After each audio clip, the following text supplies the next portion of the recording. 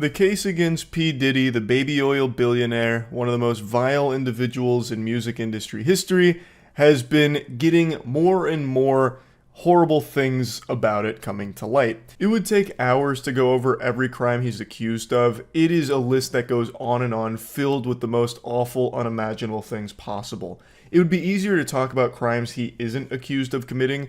Like, he probably started dying and dashing just for the sake of adding more crimes to his resume. And today we received some new information with one of the many celebrities that associated with P. Diddy over the years, Jay-Z, who is now accused in a civil lawsuit of raping a 13-year-old at an after party with P. Diddy and an unnamed female celebrity who was there watching. Since Combs was indicted by federal prosecutors last fall, these parties he was known for hosting and what celebrities may have attended has been the subject of intense scrutiny. But the blast radius around the star had been relatively contained until now. The P. Diddy party list is a lot like the Epstein list in terms of rich and powerful people that attended them. And a lot of people, myself included, have wondered if these names will ever even see the light of day because they have the means of burying it potentially. But luckily, that doesn't seem to be the case here now that Jay-Z has been named. But they should all be named, and hopefully they will over the course of this case. Make like a game of guess who and name them. Because the shit that happened at these parties is terrible, horrible, just deplorable shit. Like, I wouldn't be surprised if we learned that P. Diddy threw a party where they dug up Jeffrey Dahmer's corpse and paraded around Weekend at Bernie's style or something. Like, the things that have reportedly happened there are things that everyone associated needs to face consequences for. And now Jay-Z is the first one that has been named. The anonymous woman, who was 13 at the time, described in the lawsuit as being drugged and raped at an MTV VMAs after party she says Combs hosted in 2000. According to the suit, she recalls accepting a drink from a waitress that made her feel woozy and lightheaded before she says she was raped by Jay-Z and then Combs in a bedroom as an unnamed female celebrity watched. There's a lot of people that have been running defense, kind of just playing like the pseudo PR department for celebrities that have attended P. Diddy's parties but are innocent of any wrongdoing, saying things like, yeah, they may have attended a party, hootenanny or two of P. Diddy's, but they didn't know anything was bad there. They didn't know there were any kids there or any victims of sex trafficking. They just went to a party. They had no clue. And I feel like that's a load of fucking horseradish, because you would know that that is a child. That is a 13-year-old. That is a toddler. They just stopped believing in Santa Claus. There's no way you wouldn't know that there were kids there if there's 13-year-olds running around. That's craziness. And that wouldn't be a huge red flag to any of these celebrities. Like, it's not normal to have a 13-year-old at a fucking VMA after party. And a 13-year-old being served a drink, like, that waitress would know they just served a drink to a child. Even if the waitress didn't know that it was spiked, why are you serving a 13-year-old kid alcohol? This is why I think everyone that attended these parties is very likely guilty of some heinous shit. So this 13-year-old was allegedly served the spiked drink that made her feel woozy and was then raped by Jay-Z and then P. Diddy, and apparently an unnamed female celebrity was watching. I'm pretty surprised they didn't name the female celebrity here. I don't really understand why. Maybe that's for like a different case coming up. Jay-Z swiftly issuing a statement Sunday calling the claims heinous and accusing the woman's attorney of trying to blackmail him, suggesting the attorney had tried to seek a settlement first, adding, quote, "I implore you to file a criminal complaint, not a civil one. Whomever would commit such a crime against a minor should be locked away. My heart and support goes out to the true victims in the world." The couple will have to explain the, quote, cruelty and greed of people to their children. Combs, too, has denied any allegations of sexual assault. Jay-Z is strongly denying these claims, and one thing that's important to note here is that the lawyer, Tony Busby, he's not squeaky clean. This is no saint here. He's got some dirty laundry of his own. He actually did get sued not too long ago for an alleged assault on a former client, and then got sued again for extortion, where a celebrity and their team have accused Tony Busby of throwing out wildly false, horrific allegations, fabricated allegations of sexual assault, and has a pattern of leveling baseless and fabricated malicious allegations at high-profile individuals and threatening to name them publicly if they fail to pay exorbitant sums of money. So fundamentally what they're claiming is that Tony Buzbee indulges in rumor to leverage bad headlines and bad press for celebrities, so that way they will just settle out of court with him.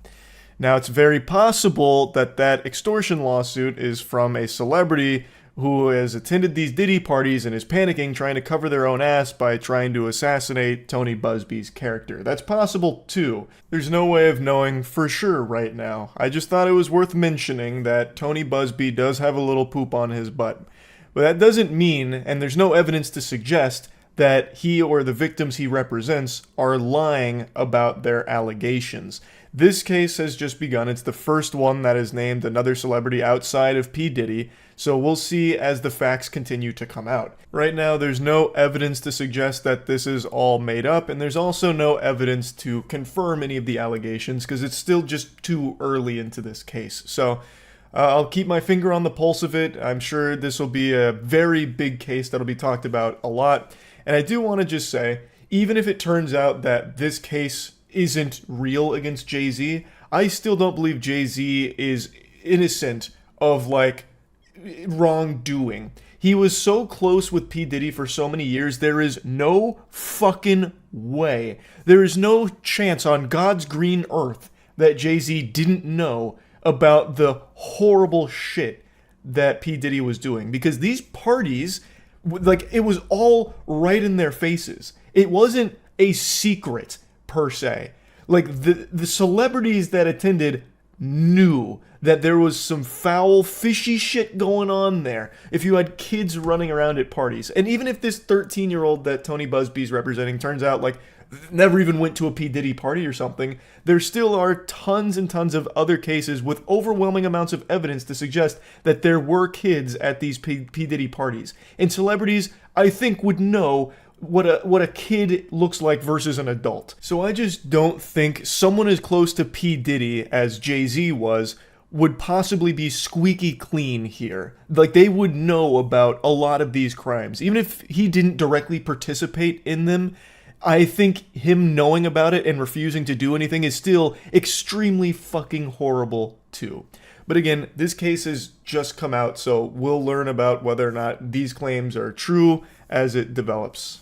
Now, in a statement posted online, Buzbee, the lawyer, acknowledged sending Jay-Z a letter prior to filing this complaint, prior to this whole thing, seeking a confidential mediation, but says his client never demanded a penny from Jay-Z. At the time, she is now seeking an unspecified amount in damages, guys. Jay-Z did post a lengthy response, basically saying Tony is an ambulance chaser that's attempting to blackmail him and extort him for money, using some absolutely horrific allegations to try and have him cave in and settle and just pay a bunch of money based on nothing at all.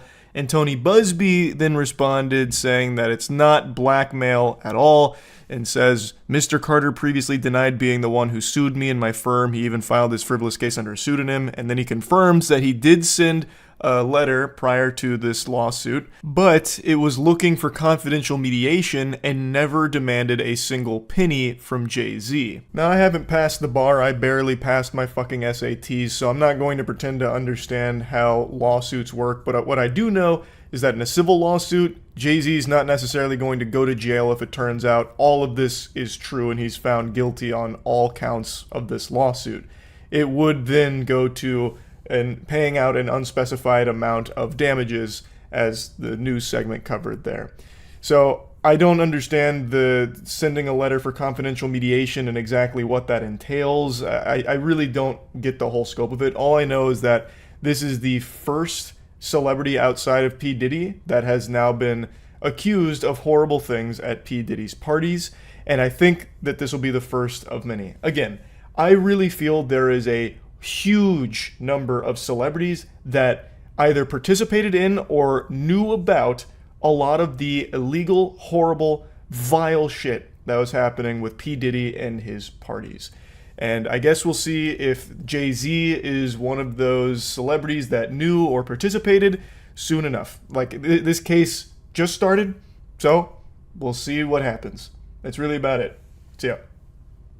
I posted a video 2 days ago that showed myself and some of Florida's top minds getting together using math and science to figure out exactly how this woman named Lily Phillips was going to try and accomplish the inhuman feat of having sex with 1,000 men in 24 hours. Like, that is something that Stan Lee would be recruiting for his Avengers squad in real life. There's also been doctors coming out urging her not to do this. It's too extreme. This will be a cooter catastrophe. And I think the experts are right in their concern here.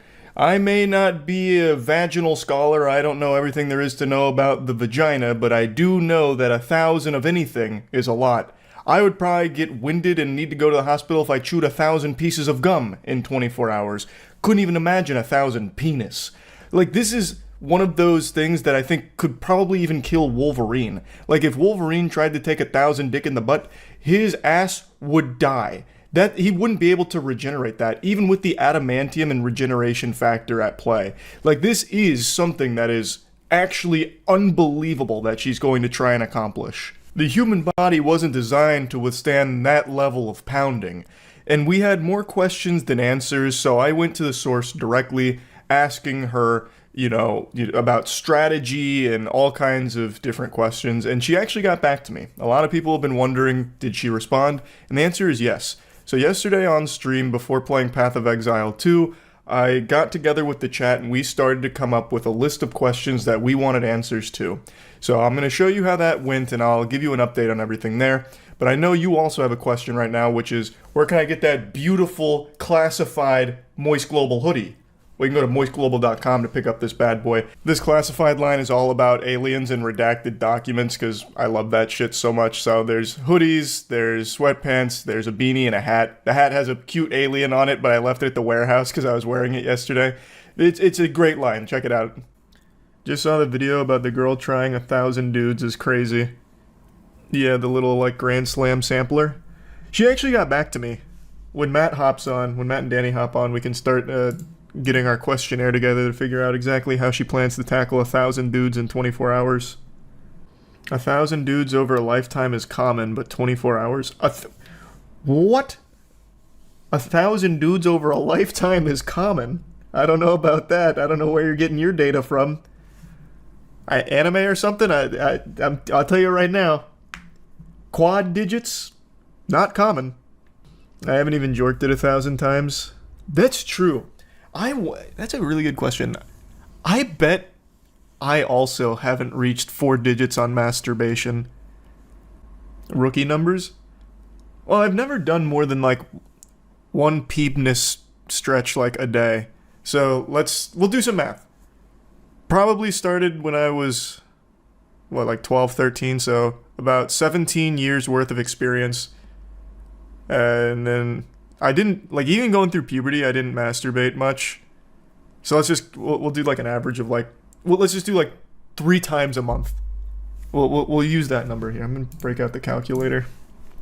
So if I did 3 times a month every year for the last 17 years, I will have only played the skin flute 612 times. But then, is it possible to know for sure? Because then there'd be some months where I'd do more, where I'd get really feverish. But I think it'd be close. I don't know if I've actually done 1,000 jerks 3 times a month. Yeah, I really did not hit it that hard back in the day. How's she gonna find 1,000 men to sign up for it? She has applications. She's doing a casting call. I don't know what the requirements are, which is a question I'd like to ask her. I'll do a bullet point format. What are the requirements of the athletes that apply? Is it to completion? What counts as sex? Ooh, that's another good question. Will they be tested? Because I imagine she doesn't want to contract 1,000 STDs, so what about STD concerns? Do you have what would be a vaginal masseuse? A gynecologist? Probably not a gynecologist, but someone to 1,000 dudes in 24 hours, like, her pussy's gonna blow up. Like, you won't survive. You'd need a professional, but I don't even know what professional would specialize in that. So I don't know how to ask that. I guess I could... Here, I'll do it all-encompassing. Do you have a pit crew? I'll put in parentheses in case she doesn't watch NASCAR or F1 or anything. Team that will help. How will she eat or pee? Another good question. Are there bathroom breaks? Food breaks? Catering for athletes? Nice. Maybe they can prepare themselves beforehand and immediately... That's not even going to be a good speedrun strat. The only real speedrun strat you can do for this is you would start naked, so you don't have to waste time taking clothes off. So you just have a queue of 1,000 naked men, and it's just like a assembly line that you go down. That's the only way. That's the only real speedrun shortcut. That's wrong. You'll also need lube. Oh, good question. That's a good question to ask. How do I ask that? Lube question? I'll just do lube question mark. I don't even know how to phrase it. I think she'll know what I mean. Is she going to start from smallest to biggest? That'd be a good strategy. I don't think it'd save time or anything, but it would definitely help with pain, I would imagine. Will there be fluffers for the next 10 or so dudes so they aren't soft when it's their turn? I already asked about, like, her pit crew. I'll specify fluffers, though, because I imagine that has to be a necessity here. I don't even... Man, my questions read like a caveman asking them. Will there be team of fluffers so time isn't lost on softness to hardness? I don't know what's going on with my brain right now. I'm not asking questions in a coherent way. There, that's a much better way of asking that. Will there be a team of fluffers so time isn't lost waiting for erection? Because you could lose a lot of time on that. And especially if if they go past the 1 minute 26 seconds allotment... because someone can't get hard, you'd have to like throw out the contestant and bring someone in quick, because there's no way. You'd already lose too much time. I will ask that though, because I imagine optimal position would be doggy, right? That'd be the quickest entry, and they wouldn't have to worry about like going on like splaying out. I said, what position is used for optimized speed? Yeah, I'll just start with these questions, and then if more arise when Matt and Danny get here, I'll throw it to her. I already asked if it's to completion and everything. All here, just so that way we're all on the same page. The questions I asked were, what are the requirements of the athletes that apply? Is it to completion? What counts as sex? What about STD concerns? Do you have a pit crew, team of experts that specialize in pain management? Do you have a team that organizes the participants? Are there bathroom breaks, food breaks, catering for athletes, lube? Will there be a team of fluffers so time isn't lost waiting for erections? What position is used for optimized speed? There should be a few hundred on the bench just in case. Where is this going to take place? A place where you can fit more than 1,000 people? No. So, at our round table meeting about it, we concluded that what's likely going to be the case is people are going to have time blocks. So it won't be 1,000 dudes all at once in a queue. It'll be like probably batches of like 20 dudes that show up at this time, another batch of 20 dudes that show up at this time. That kind of organization would be my guess. Because you're not going to find a place for 1,000 naked dudes. Like not even Ram Ranch could handle that amount. So it's going to be blocks and showing up. Are you excited? I'm very excited. Also, Lily responded, so I tossed her a bunch of questions, so hopefully we'll get some more clarity on that soon. What was her response? Oh, she said that she thought it was fun, our conversation, and she'll answer all the questions that we have. So I sent her a huge list of questions, and now they're not there anymore for some reason, because it said she has vanish mode on, so I don't know what that means. Ah, shit. Now the real question is, did she approve us to go shoutcast? She didn't say anything about that. Vanish mode is a feature on Instagram that lets users send messages that disappear after they're viewed. Oh, that's nice. That means she viewed it. She's probably just she's probably just talking with her team about the answers to the questions, what she can share. Yeah. She printed that out, put on her reading glasses, and she's putting thoughtful responses to each question. She got out a cup of joe.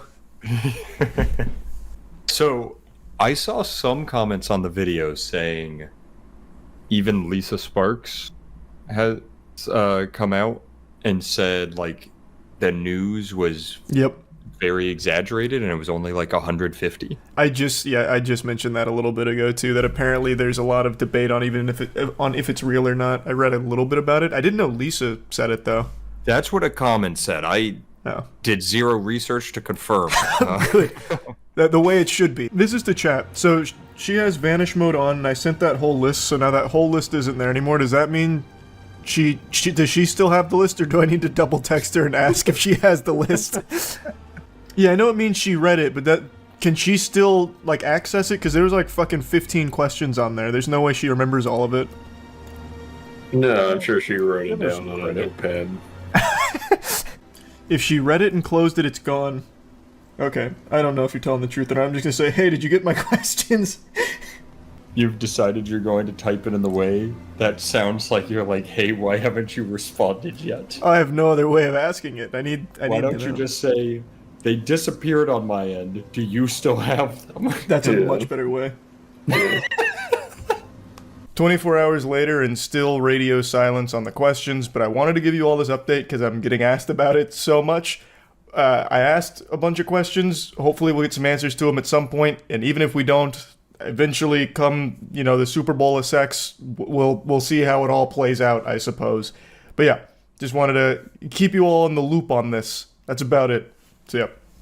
I don't know what was going on today, but it looks like YouTube's algorithm found the galaxy gas because they recommended some very interesting videos to me today on the homepage. And one of them caught my eye right away. I couldn't refuse clicking on it.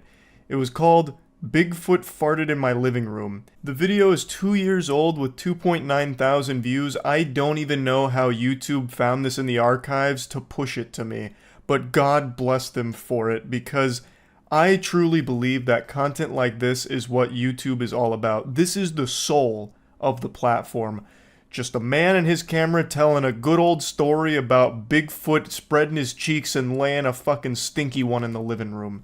It comes from a gentleman named Stacy Hazlitt. I thought it was going to be like some kind of made-up silly story. Like the title, Bigfoot Farted in My Living Room, sounds like a children's story you'd read to them to get them to like settle down or eat their vegetables. Like, you better eat your vegetables or else Sasquatch is going to pay us a visit and do this, and PU, it'll be bad. But it's a real story with his account of not only Bigfoot, but the entire Foot clan that he is affiliated with, as well as a bit on Dogman. It's such a captivating story, and YouTube had a hard read on me today, knowing that I would be gripped by it. I've recently been on a paranormal binge where I've been doing like ghost hunts and investigations looking for irrefutable proof of spirits and all of that. Well, this right here is making me believe I gotta get out there and look for cryptids as well, because this needs to be thoroughly investigated. Now, I want to be clear up front, I'm not making fun of him or trying to poke holes in his story here. Who am I to say? Maybe Bigfoot really did come in there with a full fucking colon and just letting loose a neurotoxin from his cheeks. I have no way of knowing. Now, I'm not personally a believer in Bigfoot or Dogman. I would love if they were real. Perhaps Stacy has evidence, but the point of this isn't like to make fun of him or anything like that. I just think it's a really fun story to play around with, and he tells it really well. It's just a riveting tale. And like I said, I just think this kind of content is the essence of what makes YouTube special. Just firing up the old webcam and just talking about a story that means something to you. Just yapping about something that is special, or just having a good time, Not everything needs to be this highly produced, highly monetized, optimized for mid-roll ads type content and shit. This is the kind of content that I just love. So, big hats off to Stacy for sharing this story. Hi, people. I'm back one more time. Named Stacy Hazlitt for the new viewers. Come up with a picture of a kill on one of his shows that didn't make any sense to him. He couldn't figure out exactly what the kill was and how it happened. Anyway, as soon as that kill come up, the first thing I seen on it was Dogman. I contacted Jack, my Dogman expert, and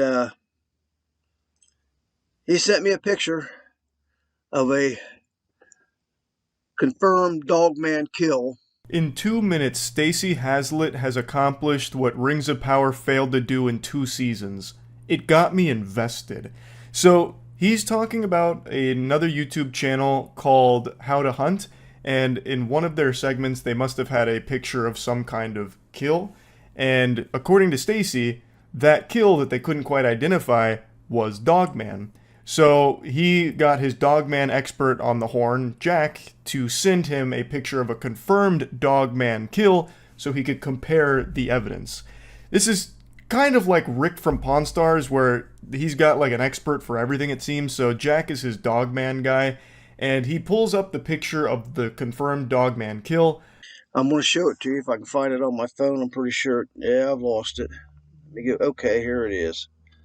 He then brings up a picture of the confirmed Dogman execution. I don't think I can show you that picture, not because it's necessarily all that gory, but more so fear of the deep state and what they might do if the truth gets out.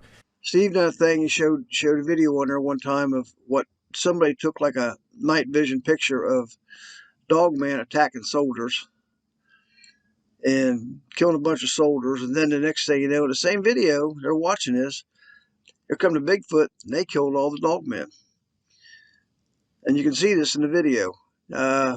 Stacey warns that Dogmen are particularly violent, and then talks about the time that Dogmen killed some soldiers and then the Bigfoot team came through and wiped out the Dogmen. So there must be some kind of like power struggle between Dogmen and Bigfoot. I don't know the exact relationship between these two clans. I don't really know the dynamic, but it sounds like some kind of plot line out of Warhammer 40k with like the fucking Imperium versus the Tyrannid. This seems like a war that we wouldn't want to get mixed up in. Getting sandwiched in the middle there would probably be certain death. I say treat it like Godzilla. Let them fight. And it does make me curious. What side are the Chupacabra on? A few years back, I made a banger tweet that said, "The Chupacabra is real, it just fucked my grandpa." And while that may not have been a real story or anything, that was just a throwaway shitpost, it does make me wonder now. Has a Chupacabra ever fucked someone? And that tweet been a bit insensitive. Food for thought. All I know for certain is I'm not here to discount Stacey Hazlitt's beliefs on the Dogmen or Big Feet, and he references a video where he says that you can see the Dogmen allegedly killing soldiers and then Big Feet coming through and fucking clobbering the Dogmen. So I just need to try and find that video, which I haven't been able to yet. Anyhow, Dogman's very violent. The Dogman is an underling of the Bigfoot. They're not up to Bigfoot standards. They're getting real prevalent. There's a lot of them. They're showing up everywhere. Park rangers are seeing a lot of them. Soldiers are seeing them. 4 guys were killed with the Dogman killed 4 guys and let one got away because they threw a rock and hit him in the face. That's on Steve's show also. Avoid the Dogman. He is not like the Foots. I gotta say, the Dogmen sound like real assholes. Like, of course it's not fun getting hit in the face with a rock. No one likes that. You know, you gotta be a real jerk to do something like that. But to go and slaughter 4 people in cold blood, that's such an overreaction, you know what I mean? Like, there was definitely a more civil way of handling that, and it just kind of gives all Dogmen, like, a bad rep. Because, as Stacey's saying, they now are viewed as more violent, you know? And now I guess Bigfoot has to come in there and fucking slap them around, put them back in line. The Foots consider me part of their clan. I have a hard time dealing with this sometimes. Johnny came out to my house, and the Foots were real prevalent back there at my house. They were always there. And I took Johnny back through the woods. And as we're going through the woods, the Foots are following us around back there. We get home, we get back around and go home. They stayed there for dinner. We're eating dinner, and Johnny's sitting there at the table, and he hears something saying, "Come out here," to Johnny. Johnny says, "Who said that, Josh?" I says, "No, nobody said nothing." This was a message for Johnny from the Foots. I didn't know Sasquatch was capable of telepathy. I mean, call me an ignorant buffoon, a silly Cro-Magnon for being unaware, but I had no clue that the Foots kind of function like Charles Xavier, able to like beam information into people's heads. That is a super strong and useful ability for them, I imagine, in order to like stay under the radar if they're able to get inside our heads. But he's talking now about his friend. So Stacy's had many encounters with the Foots. He's even accepted as a member of their clan. He's talking about how prevalent they used to be at his property, where they'd always be around, just kind of, overdosing on chill pills. Like, these dudes sound like they just chill hard as fuck. The Foots just kicking back, maybe enjoying a brewski or two. He talks about how some of them used to like to intermingle, but mainly they just kind of like to keep to themselves and I guess just kind of relax around the property. Well, me and Johnny are really tight, and the Foots know that, so they attached to Johnny a little bit, and he took them home with him. Johnny is always, they're around, and Johnny knows it. He gets a little buzzing in his head the way I get with mine, only his is a little different. His is like static or something. Johnny's out there, and he'll be out in the yard, and he'll hear right beside him somewhere. He will hear somebody's stomach growling, like that. He's had him fart on him, and stink. So we're not so different after all. Even the Foots get a case of the bubble guts. So I'm not really sure how the Foots really work anymore. I was always under the impression that Bigfoot was just kind of like this big monster man in the forest, real hairy and shit, and he likes beef jerky. But the way that Stacy describes the Foots make him sound like an actual like superhero. Well, kind of superhero. More in line with like a DC Comics character. So, actually, not even. More like some kind of spiritual being, because he talks about how it attaches to Johnny. Like, all the Foots attached to Johnny. I don't know if he meant, like, physically, like they fucking lock arms with him and, like, go home with him, or more in, like, a metaphysical sense, where, like, their energy is now attached to Johnny. I guess I just don't really know for sure. The only thing I can be certain of here is that them bitches are farting, because apparently he's had that happen multiple times. He's told me that before. They have farted right out there on end. Okay, well that's cute, but he's had that happen. Well, guess what? I think it was Saturday. Yeah, this Saturday. Sharon and Donna and Josh were in the living room. All of a sudden, something farted right in the living room. Wasn't none of them. And they're looking all at each other and what the hell? And it stunk. It stunk. Bigfoot farted in my living room. Now don't panic. According to the comments, he answered a question and stated that the smell did not linger, so they didn't need to evacuate or anything. The misery was ephemeral. The fart came and it went. And the Foots, I bet, were having a big giggle about it, having a hearty belly laugh after farting in Stacy's living room. I think that's pretty impolite, especially given the history that Stacy has with the clan, but maybe again I'm just not familiar with the customs of the Foots. So overall, I think it's just a really interesting story, and I just went on a really refreshing ride watching this video. So I wanted to share it with all of you and just kind of talk about it a little bit. I will probably get even deeper into cryptids than I already am. Most of you know I love cryptids. I've never gone on like a real cryptid hunt outside of like one time, and we didn't even stay the entire night because of coyotes, but I would love to do more investigating on cryptids since I'm already taking the plunge into the paranormal as is. I think it's just a pretty natural progression of that. So I'll probably start doing that, and this was kind of the catalyst to jumpstart that passion.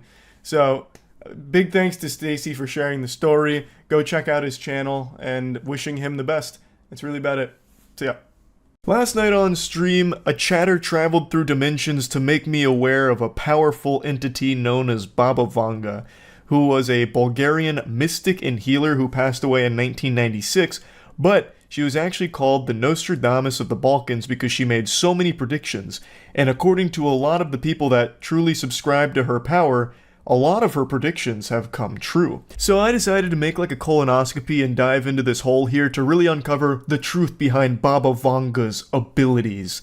Now, real quick, I just want to say the streams that I've been doing the last couple days have been unbelievably fun. There's been a lot of new faces in the chat that have just brought up a lot of really fun topics, like the other day with the orifice, last night with Baba Vanga.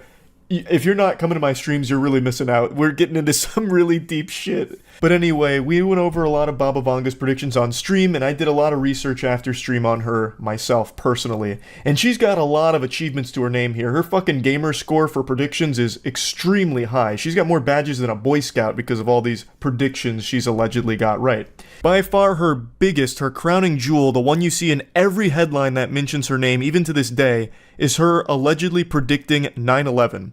So this is what you'll see when you look into this. In 1989, Vanga allegedly exclaimed, "Horror, horror, the American brothers shall fall attacked by steel birds, wolves shall howl in the bushes, and innocent blood shall flow, those steel birds," you get it. This is her predicting 9/11, apparently. However, if you go back to try and look at any source with Baba Vanga saying anything like that pre-2001, it doesn't exist. This doesn't come up until well after 2001. In fact, that seems to be the case for a lot of the predictions she gets credit for. And for some reason, she gets credit for anything at all that happens in the world. If you went and got groceries today, well, you bet your sweet bippy Baba Vanga predicted it 26 years ago. If I went and masturbated right now, there'd be headlines about how Baba Vanga accurately predicted that Charles White would masturbate on April 18th, 2024 at 9 p.m. It's ridiculous. So from what I can tell, when anything happens, mainstream media or her followers will just say that Baba Vanga made that prediction over 26 years ago, and they won't even provide evidence half the time. And if they do, like in the case of 9/11 with the steel bird statement, no references to that exist prior to the event happening. So it seems to me, anytime something happens, they attribute it to Baba Vanga having predicted it after the fact. They put words in her mouth with predictions she herself never actually made. The predictions that she has made, like the official predictions from Baba Vanga that I can find, almost all of them have been wrong. Almost none of them have happened. And some of the ones she does get right are some very general ones that I feel a lot of people probably could have gotten right. The same exact thing with Nostradamus, who made so many fucking predictions that, yes, of course, some of them will be correct, because you spit out so many. I have a higher success rate and accuracy with my predictions on fucking video game announcements, and for some reason, they still write about Baba Vanga as if she's nailing all of these predictions all the time. It happens so frequently. Like in 2017, here's an article. Mystic who predicted ISIS 9/11 had 2 prophecies for 2018. You know what those prophecies were? One of them was that China would be the next superpower taking over the US, and that a new form of energy will be discovered on Venus. You can find media writing about her every year and attributing all kind of predictions to her, almost none of which ever even come close to coming true. For last year, 2023, here was her predictions. She said that there'd be a devastating nuclear disaster that would unfold in 2023 with a major power plant explosion that would cause toxic clouds to settle over Asia. And then there's another one of her predictions for 2023 about the Earth's orbit changing slightly. When we go through Baba Vanga's prediction timeline here in a moment, you're going to see that a lot of these sound like terrible sci-fi movie plots. Like time travel comes in, half animal, half human hybrids come in within like 100 years.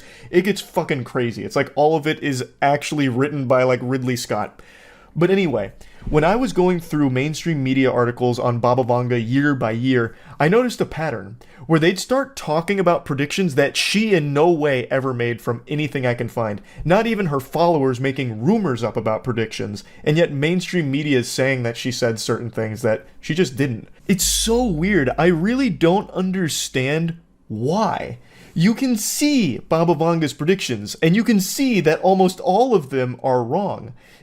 And yet, for some reason, people really believe that she had this superpower of predicting things before they happened. And the things she gets credit for are things that you yourself can't actually find any evidence of her ever making that prediction in the first place before the event happened. You're just taking strangers at their word that Baba Vanga said that before the event happened, even though there's no actual documentation to confirm that. It's just people saying, no, she said that.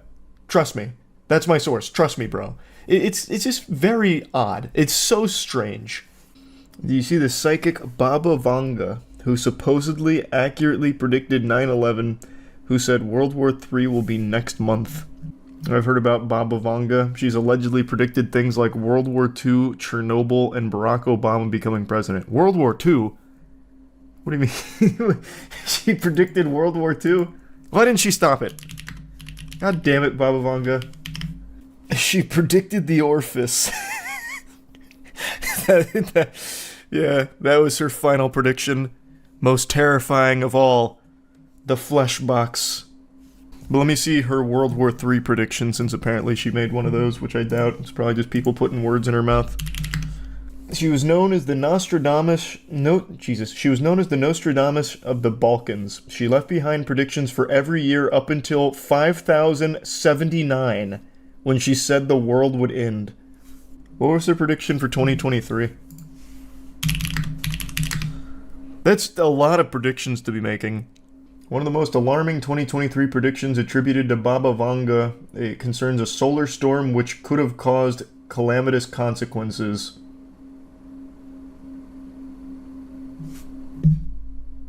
So that didn't work. So that was a lie. Imagine though. I mean, she gets credit for anything that does happen.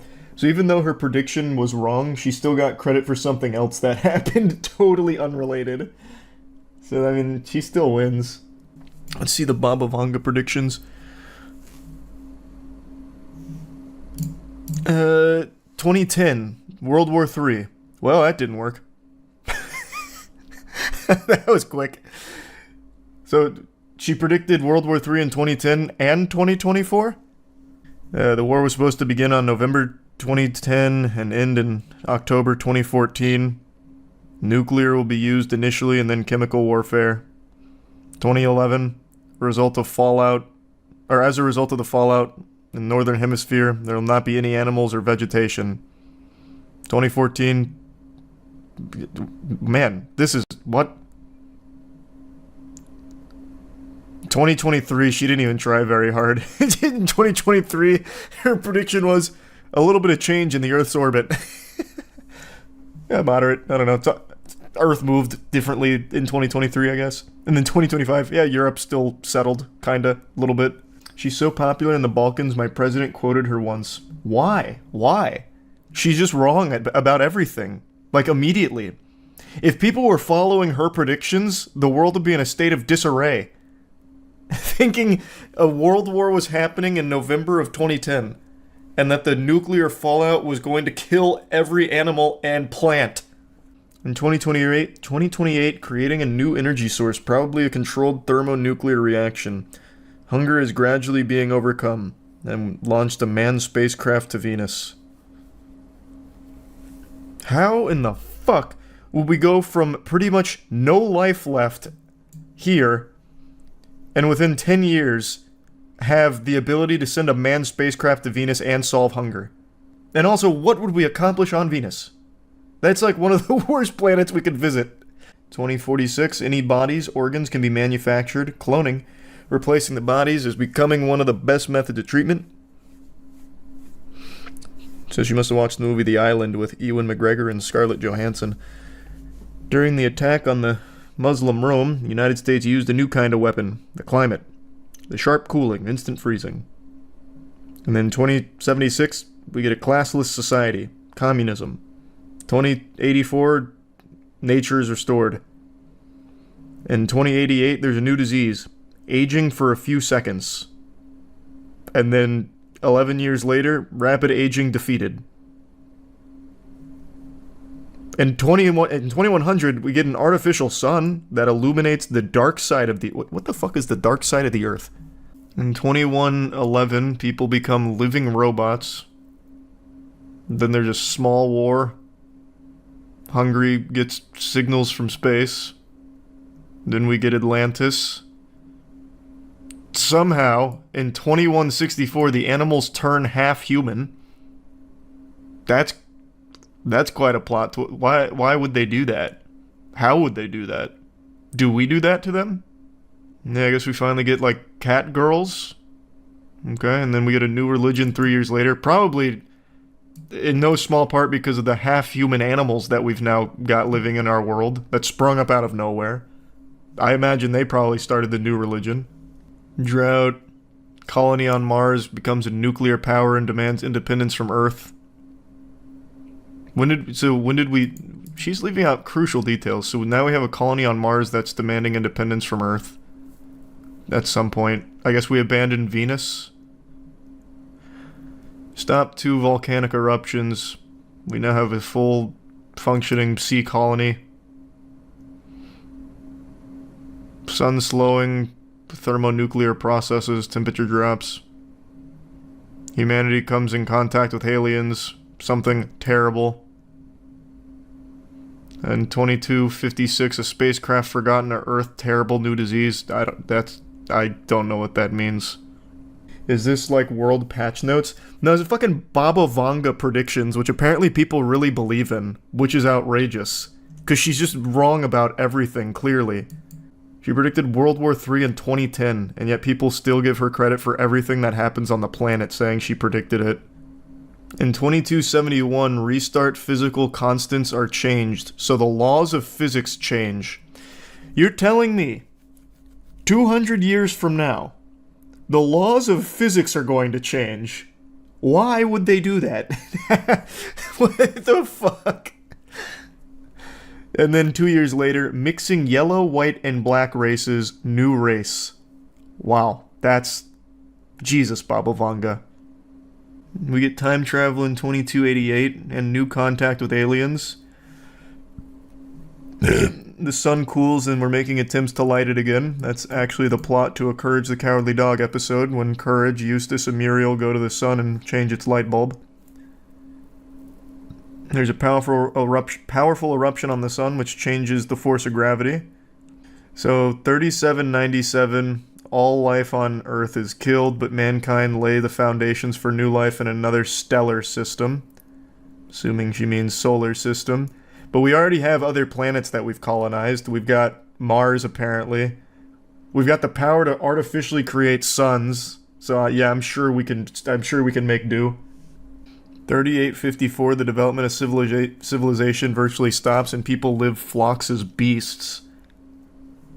But then we get a new prophet less than 20 years later that teaches us about religion.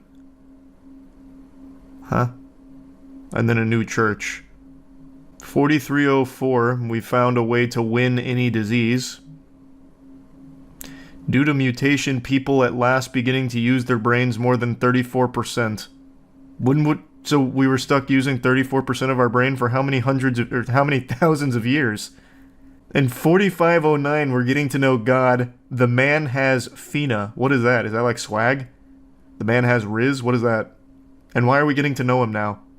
He just said, like, alright, look guys, 4,000 years is enough to stay up here. What's going on? It's good to meet you.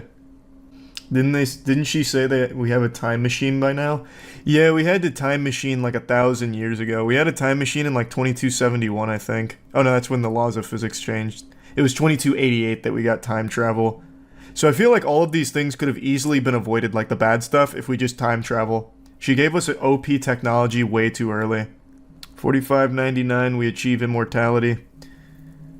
4674, development of civilization reaches its peak. The number of people living on different planets is about 340 billion. Assimilation begins with aliens.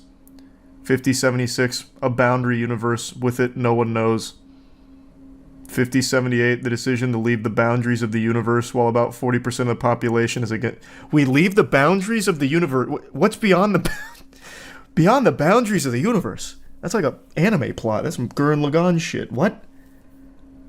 We just decided to leave the boundaries of the universe? How could we just even make that decision? We go to the universe sequel, I guess. But then in 5079, it's the end of the world.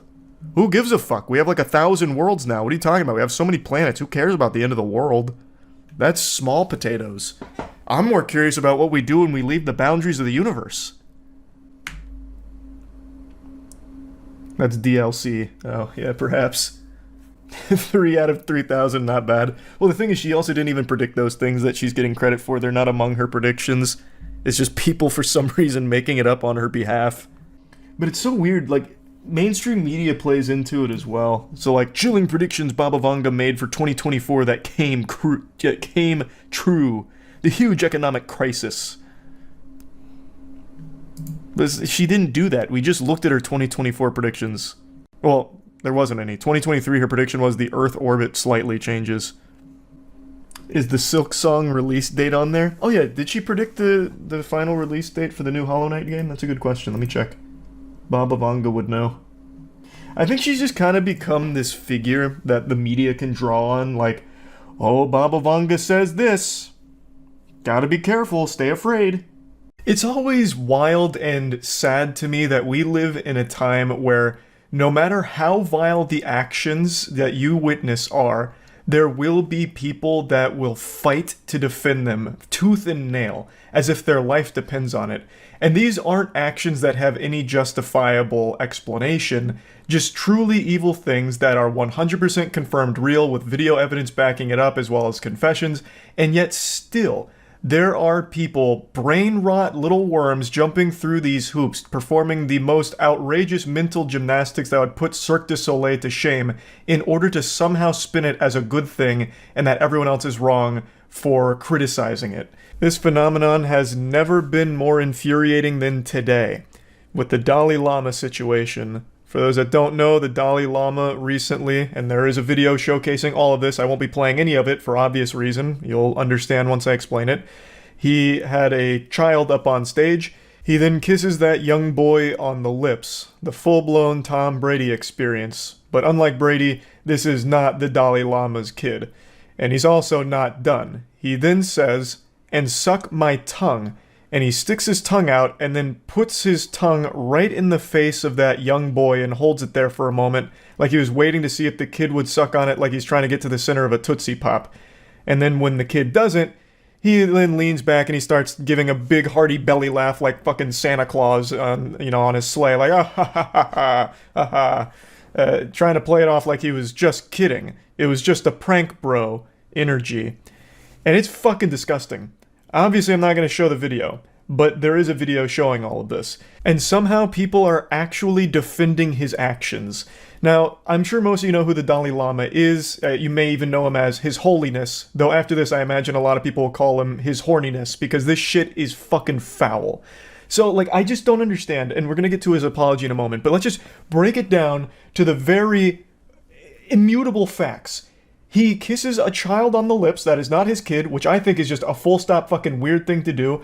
Maybe, it's a cultural thing where that's more normal elsewhere, but even still, I find it very fucking odd. Especially with the way that he does it. The kid is pretty reluctant. He doesn't want to, but the Dalai Lama takes his, hand under his chin, pushes his head up, and then kisses him on the lips. It's like a fucking scene out of Twilight, or some kind of really uncomfortable anime moment. It's so gross. But what's indefensible, 100% indefensible, is him then sticking his tongue out and telling that child to suck on his tongue. So then he's got his wrinkly old tongue that he's hanging out like a dog who's panting after running around, and then he just wiggles it on up in there, right into that child's face, and holds it steady, waiting. Now here's the official statement from the Dalai Lama and his team on his Twitter, which I didn't even know he had a Twitter. That's already kind of fucking wild that the Dalai Lama Twitter's got 19 million followers and all that. But anyway, it says, a video clip has been circulating that shows a recent meeting when a young boy asked His Holiness the Dalai Lama if he could give him a hug. His Holiness wishes to apologize to the boy and his family, as well as his many friends across the world, for the hurt his words may have caused. His Holiness often teases people he meets in an innocent and playful way, even in public and before cameras. He regrets the incident. So that kid wanted a hug, and he gambled and lost. He got a lot more than a hug out of this interaction. He got fucking trauma from it, no doubt. So let's break that down. They are unironically using it was just a joke. He was just kidding. Well, what's the fucking joke? He was only pretending to be a pedophile and a predator? I don't understand what the joke is. If that kid sucked his tongue, if he actually did suck his tongue, then what? Would the Dalai Lama would be like, haha, dude, you sucked my tongue, haha, oh, you little rascal, you idiot, you fell for my joke, pranked, fucking pranked, welcome to TikTok. This makes no sense. This isn't a joke at all. Kissing a boy on the lips and then telling him to suck your tongue? What? That's the worst true combo joke ever told, ever. If you wanted to make a joke in an innocent and playful way, why not stick to the classics like pull my finger and then you shit your pants when they pull your finger? This is stupid. This is the worst defense I've ever seen. Actually trying it was just a prank, bro. But what makes it even stupider is the fact that there are people, granted not the majority of people, but there is a not small amount of people that are defending it, saying you guys just don't understand his sense of humor. This is ridiculous. Everyone's overreacting or it's out of context. Holy shit, the amount of stupid juice that must be being pumped into the water supply is getting to dangerous levels to actually start justifying open pedophilia and predator behavior like this. This is fucking gross. People are actually saying that he was clearly just kidding. Let's assume that you really believe that. Would you be okay if he did that to your kid? Like out in public, right? If a stranger comes up to you and kisses your boy on the lips, and then he's like, I was just kidding, bro. Let him suck my tongue real quick, as part of the joke. Would you be like okay with it and fist bump the guy? Be like, oh, that's a fucking great joke, bro. I doubt it. I fucking doubt it. So why is the Dalai Lama getting a pass? The action is still the same. It's ridiculous. It is absolutely disgusting. And to go even further, there's a lot of people that are using one defense in particular, saying that it's a greeting. He was using the kissing on the lips and the tongue sticking out thing as part of a greeting. Let's run with that idea for a moment. Does the greeting then extend to sticking that tongue in the child's face and telling him to suck it? Is that part of the greeting as well, like a secret handshake? I don't think so. I've never seen that before. Like, I highly doubt it. This isn't action that has any justification for it whatsoever. Full stop. There is nothing anyone can ever say that would justify what the Dalai Lama did to that child on stage. It's fucking disgusting and it's inexcusable. And I'm really tired of seeing people try and argue that it's okay. Like, there's nothing about that should even remotely be, like, normalized or encouraged or written off as just a joke or goofing around. And honestly, this little apology that they whipped up in the Notes app in like 5 minutes here is making me even more concerned for how long this behavior must have been going on for, because they're writing it off as just, the Dalai Lama being the Dalai Lama, he's a little quirky, he likes to tease, even in front of the cameras in public. Well, what the fuck does he do in private then? Like, holy shit, if this is something that they're trying to just say, it's like, it's just, part of what he does, you guys just don't really get his sense of humor. Like, holy shit, what kind of awful things must be going on in private? A lot of people raise that point as well, like, damn, if he's willing to do this in public and then say, like, it's just, him being him, like, my god, it must be even worse in private. But yeah, anyway, just wanted to talk about this whole situation a little bit. That's about it. See ya. Yeah, I've set the t-shirt to dark mode, which means it's time to go full throttle into the danger zone. No more granny shifting. We're gonna talk about a controversial topic: Fansly advertisements on Twitch. This is actually a war that I've been drafted into and tossed into the front lines, so I've been catching fire and getting called out, labeled a hypocrite, and morally flexible when it comes to things my friends do that I call others out for.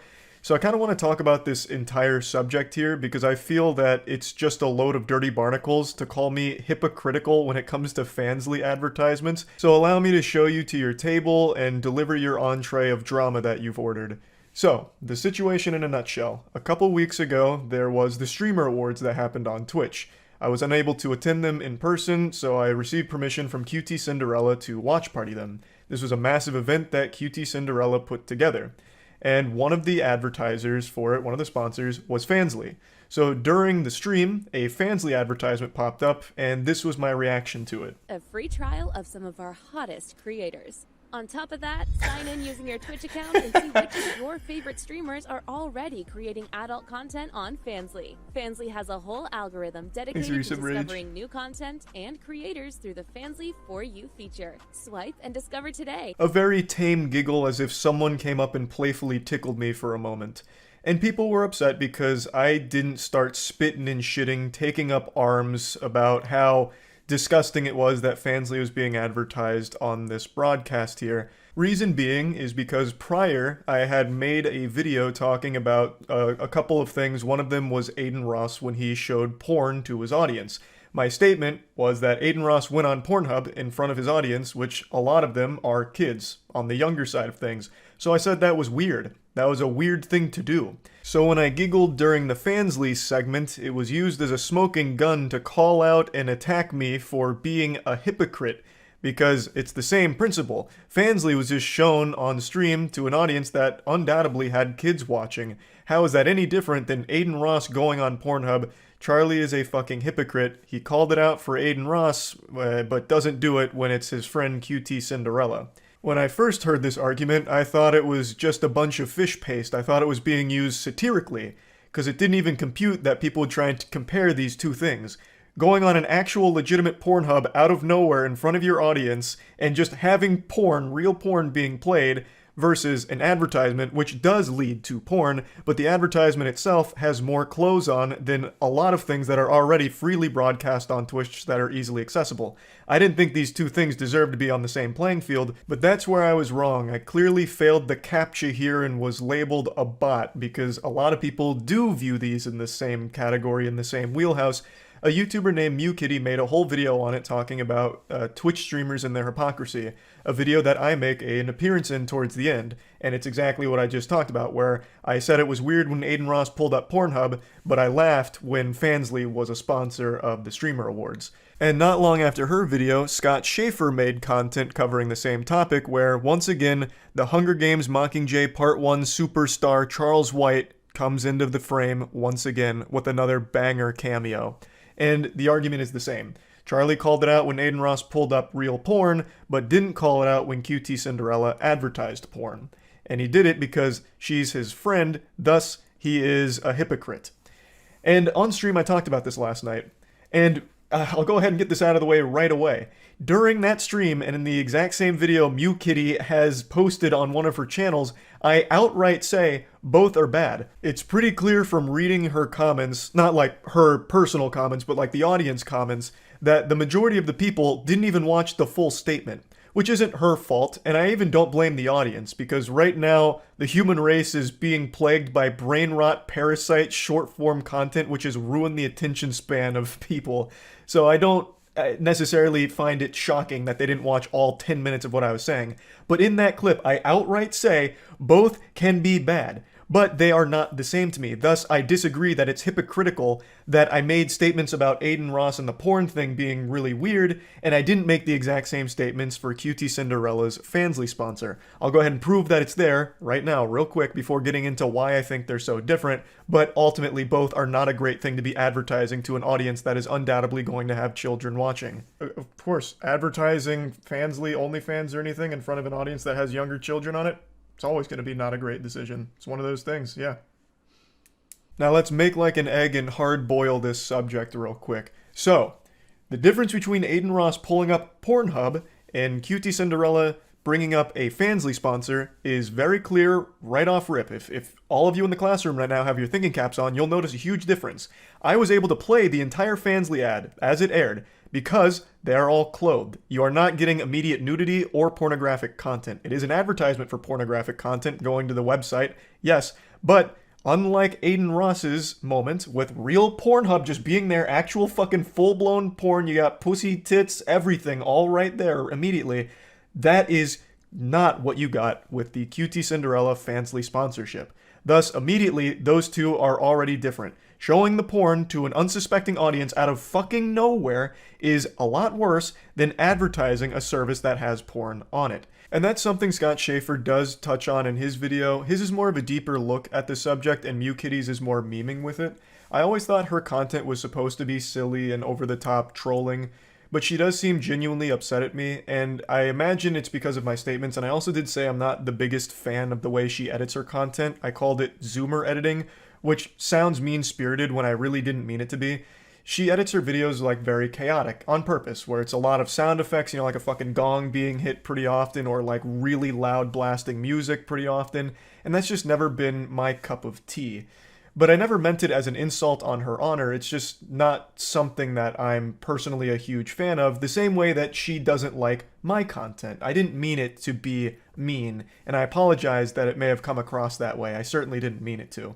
But the whole point of me mentioning this right now is I do want to say that Scott Schaefer did also talk about the difference between playing porn versus advertising the Fansly. He did touch on that. Last night I made the comparison that the Fansly ad actually had more clothing on the people in it than what you would already find on Twitch right now in the hot tubs category, where it is bikinis and very, very revealing clothing. And that is a category that Twitch itself advertises. If you go to Twitch when you're not logged in, a lot of the recommended channels are hot tub streams, so Twitch itself does peddle content that is clearly sexually charged. My point with this statement was to draw the immediate comparison that this Fansly advertisement wasn't immediately exposing young viewers to sexually explicit material, and it's even more easily accessible for them on Twitch already by just going to the category right next to the fucking Just Chatting one. That was the whole point of that. That's something XQC didn't quite understand, calling me wrong, saying that there's not a bleached butthole right away or something on hot tubs category, thus checkmate.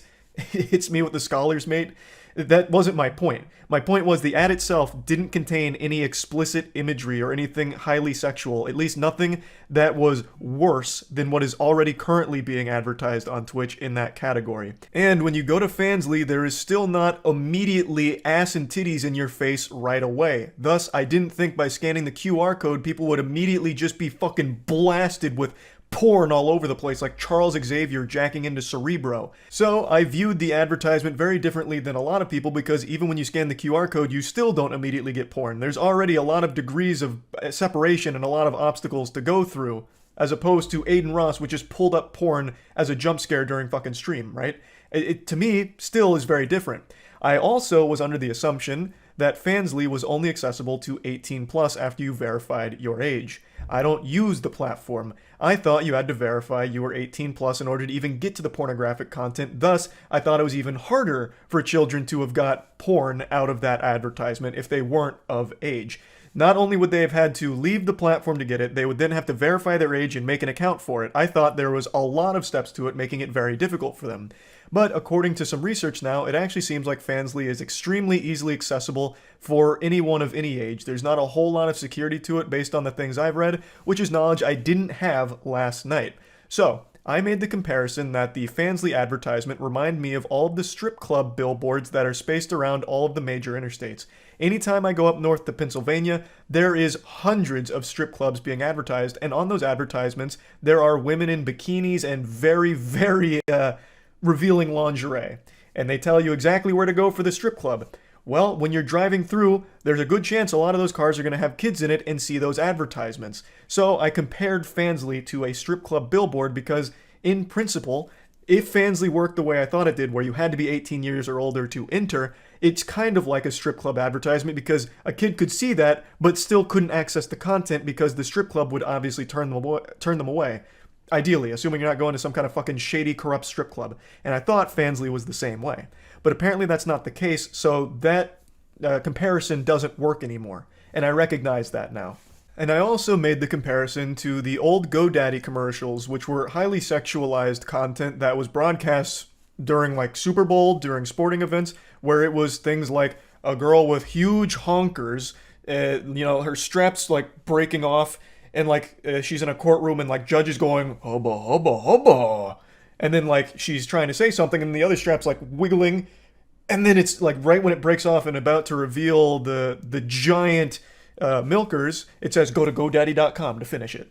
And I wasn't really making a big point out of that. I just wanted to point out that, man, it really does feel like the early 2000s again with a lot of the internet arguments we get into these days. It's shit we've had for years. History really does kind of repeat itself. Because I do still think that's a pretty fair comparison. That's fundamentally like the same thing. The argument back then was, think of the children. They were watching this sport, and then all of a sudden, sexual content advertisement. So that's all I was really saying with that one. But yeah, in closing, I feel like there is no real good faith argument to be made that I'm hypocritical because I called Aiden Ross pulling up Pornhub weird and didn't immediately start calling out how weird it was for Fansly to be a sponsor of the Streamer Awards.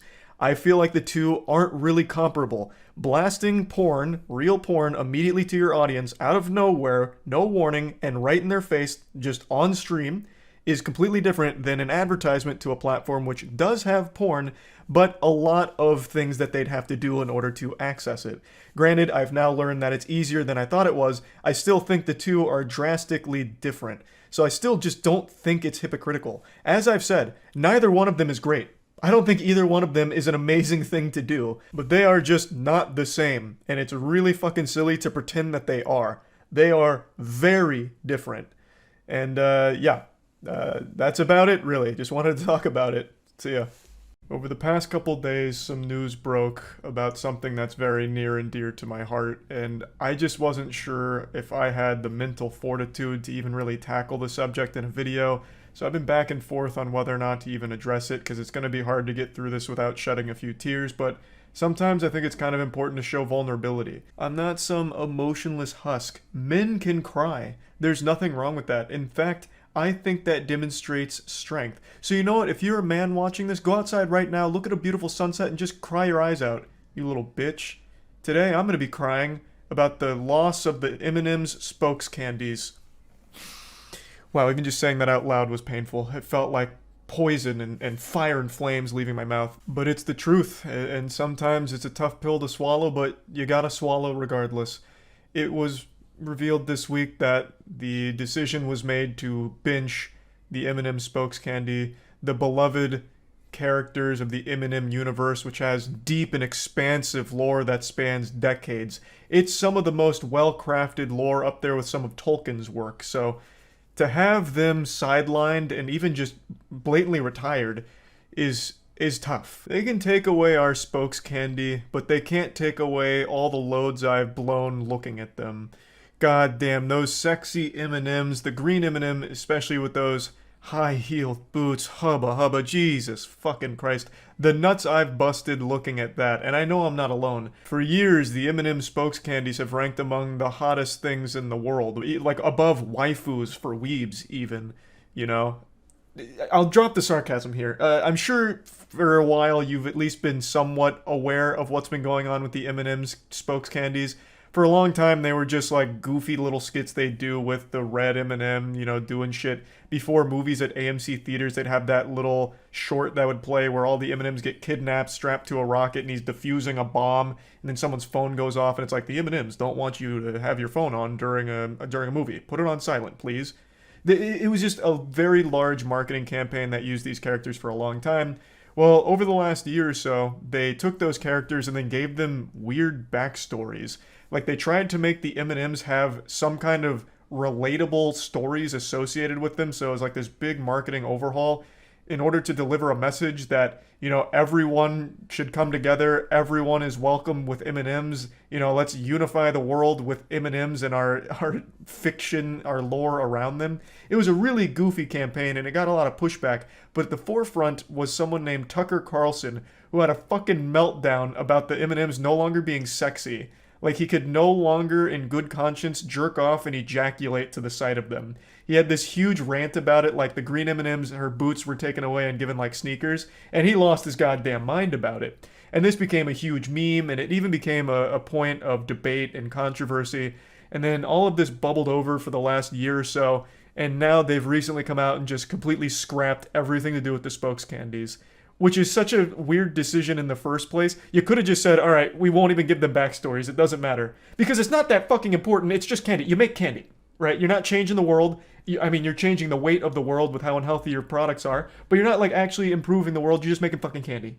You know, there's no reason to try and make these wild, pretentious statements about the candy you're making and the personality associated with it. It was a weird idea that wasn't executed well, but it led to some unforgettable moments and memes as a result of it. So I am a little sad to see that go. They've been replaced with Maya Rudolph, who's going to be doing a Super Bowl commercial for them. Now, I think there is a conspiracy that has a lot of weight to it, that this is a bait and switch where Maya Rudolph's going to announce, like, the M&Ms are sexier than ever, and then they're going to come out and all goatsy themselves or something, like a big fucking orgy. Like, I do think there is a chance that this is all just another big marketing push in order to hype up this controversy and play into it. But I also could be totally wrong, and they really just didn't want to deal with any kind of, like, public, you know, outcry and hoopla, so they just decided to completely, you know, kill off the spokes candies. Just fucking put them down. But anyway, I went over this on stream, and I want to show some of those clips just to go over it a little bit deeper, but that's basically the situation in a nutshell. Oh, they even put out a Twitter statement. America, let's talk. In the last year, we made some changes to our beloved spokes candies. We weren't sure if anyone would even notice, and we definitely didn't think it would break the internet. I hate that expression so fucking much. I really do. That is just so awful. But now we get it. Even a candy's shoes can be polarizing, which was the last thing M&M's wanted since we're all about bringing people together. Therefore, we have decided to take an indefinite pause from the spokes candies. In their place, we're proud to introduce a spokesperson America can agree on, the beloved Maya Rudolph. We are confident Miss Rudolph will champion the... Who the fuck is this guy? He has nothing to do with M&M's. We're confident Miss Rudolph will champion the power of fun to create a world where everyone feels they belong. What are these huge statements? You make chocolate. You just make chocolate. God damn it. What do you mean? We're saving the world one M&M at a time. This went like 3 different ways. This went fucking cattywampus real quick. Is he happy or sad? I can't tell. I'm gonna miss the sexy M&Ms. I still don't know what the fuck what the point was in all of this shit. This is the dumbest ad campaign ever. Alright, you guys remember the orange M&M? Yeah, so he has anxiety, but he doesn't let it define him. Oh, cool. Yeah, I'll think about that next time I'm eating M&Ms. Which one got naked during one of the commercials? That was like, 10 years ago. There was the one where it like ripped off the coating. Do you think the decision to get rid of the mascots will hurt the company? Man, fuck no. What? The decision to even give them lore was useless anyway. It did nothing except...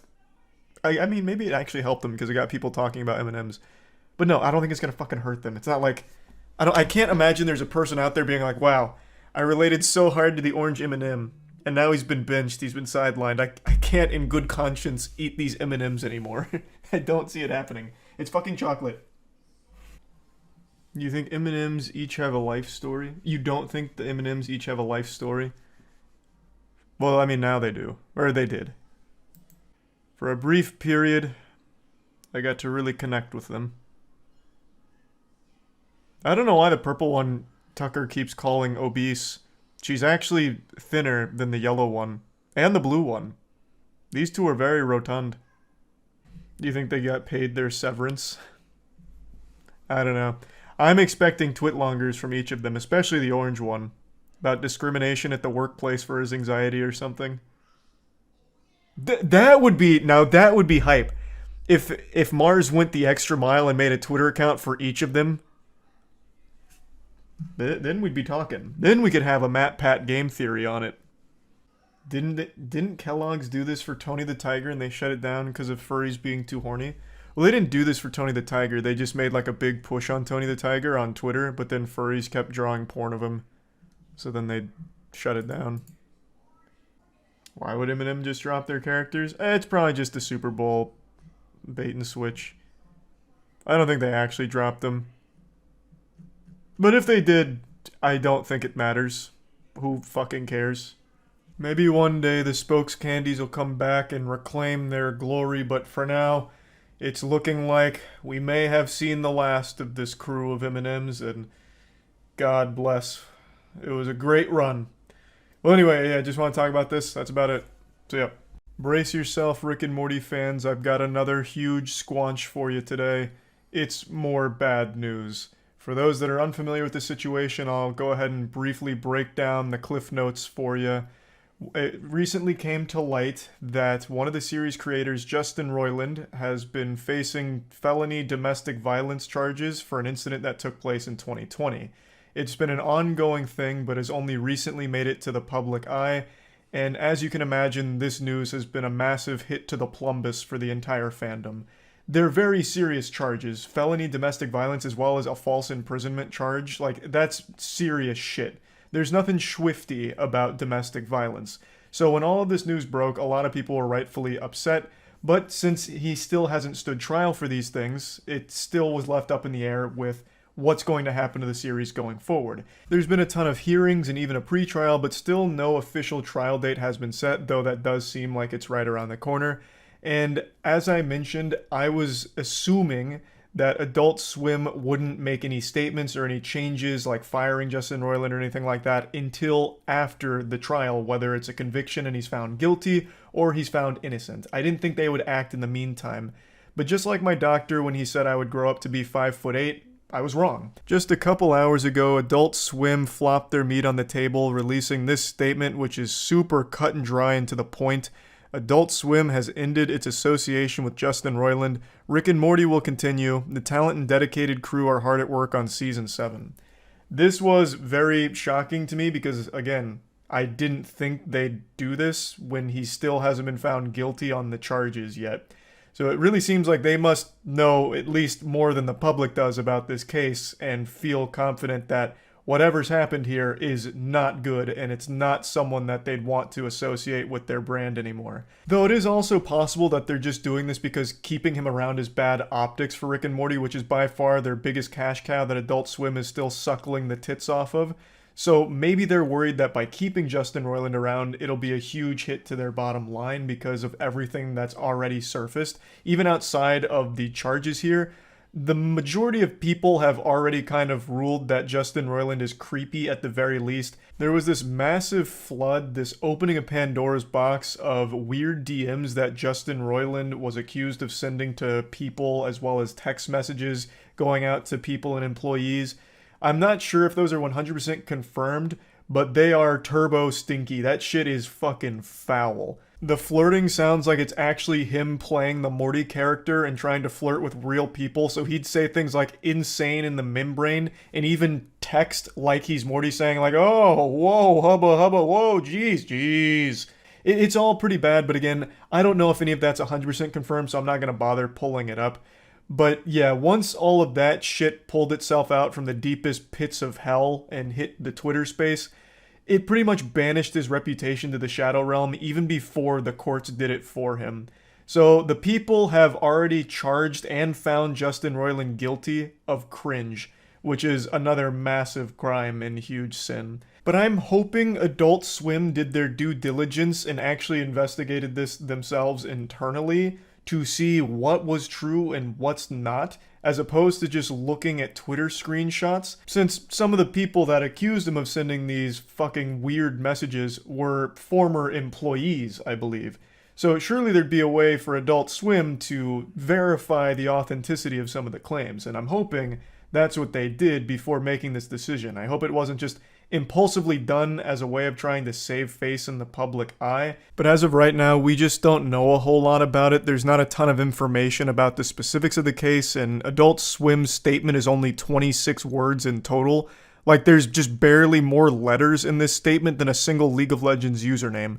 And there's also not any deeper information from other outlets. There's no big scoop that's breaking somewhere. Right now, everything's just pretty unclear of exactly what's going on behind the scenes. And I don't think the statement Adult Swim put out is a problem or anything with it being so brief. It makes sense considering how serious and sensitive this case is. So I'm not surprised that they didn't go into details about it because I imagine they probably can't.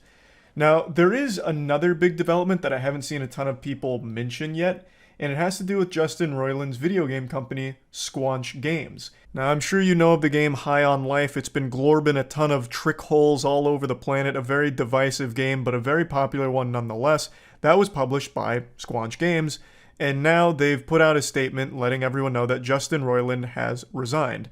But Squanch Games will continue to develop games even without him at the helm. Squanch Games is also no stranger to controversy here, because they also had their own little scandal where they settled a sexual harassment lawsuit in 2019. Yep, once again, just more horrible shit all around. There's just nothing good recently for Rick and Morty fans, but I will quickly wiggle my finger and say, I told you so, because I made the prediction that if they do shit-can Justin Roiland for all of this, they would still continue Rick and Morty without him. A lot of people said that if Justin Roiland isn't there at Rick and Morty, developing it, writing it, voicing it, that they just wouldn't let it continue, it would just die. But I made the argument that it is just too lucrative. It's a fucking billion-dollar franchise. It is by far the biggest thing Adult Swim has under their belt. I said that with that kind of money, there's no way they just bury it, even with Justin Roiland not being there anymore. That's exactly what they've done. Justin Roiland will no longer be there, but they are going to continue to make it going forward without his presence. That means there's going to be new voice actors voicing Rick and Morty, as well as probably very different writing. For some people, that might actually be exciting, but for most fans of the franchise, I imagine that's pretty upsetting to hear, and I think a lot of people will drop it after Season 7 if it's super drastically different. I made the prediction that should they continue going forward without Justin Roiland, Rick and Morty would peter out like a little sad wet fart over time, just falling off, dwindling further and further. And I stand by that shit like a proud kid at a science fair with his little baking soda volcano. I really do think that this will be the slow demise of Rick and Morty with the entire different group at the helm. I think if Justin Roiland's not there, the best thing to have done would just be stop it altogether. But like I said, there's far too many clams on the table for that. The amount of doubloons Rick and Morty brings in is ridiculous. So there was never really any chance of that, but this is going to be just a very slow and steady decline in the quality of it, I would imagine. But who knows? Maybe I'm super wrong about that as well. It's very possible. Maybe they bring in a really talented team and they just fucking knock it out of the park without Justin Roiland being there. Maybe it's even better without him being there. A lot of people, myself included, have become very tired of his style of writing where it's all just kind of the same formula of stutter through a joke and then over-explain everything and repeat yourself 50 fucking times in the space of like 20 seconds. So maybe it actually does improve. It's possible, but I do find it unlikely. But anyway, that's kind of where this whole situation's at. Justin Roiland himself hasn't put out a statement. His legal team did put out a statement talking about how optimistic they are with the case and proving his innocence, but he himself hasn't said anything, which I think is obvious and par for the course here given the magnitude of this situation. So I don't think we'll hear from him anytime soon, but we'll see. Anyway, that's about it. See ya.